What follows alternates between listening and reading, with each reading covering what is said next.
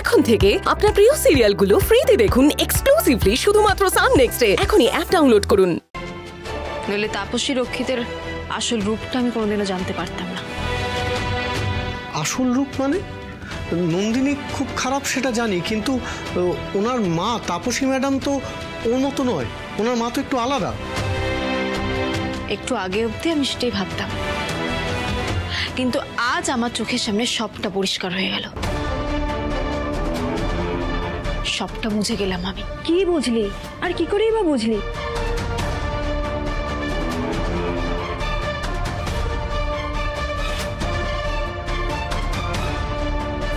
জীবনে যদি বড় হতে চাস তাহলে মঞ্জুর চিন্তাটা মাথা থেকে ছেড়ে ফেল।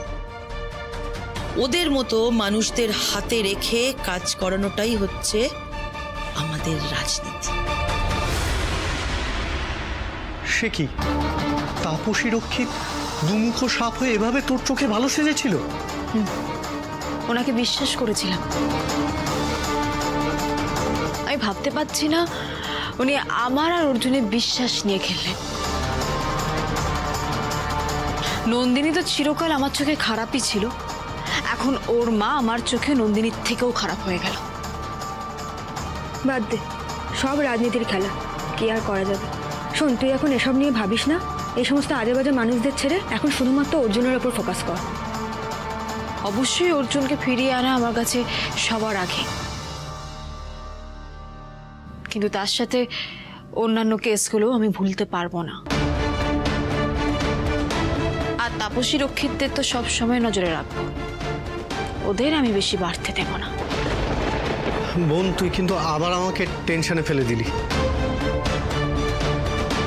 বাবা তুষার রক্ষিত থেকে শুরু করে রাজাদের ব্যাপারে অনেক কিছু জানতো বলেই ওরা মানুষটাকে শেষ করে দিয়েছে।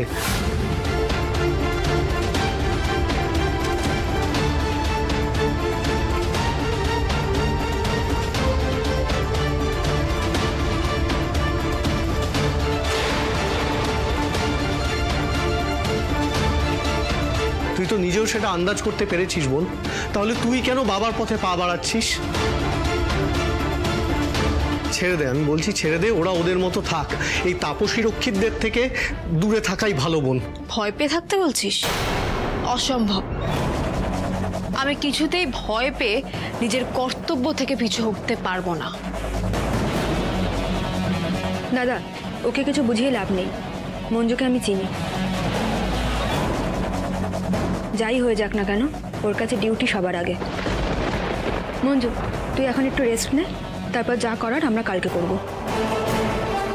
রানী, তুমি বাড়ি যাবে তো?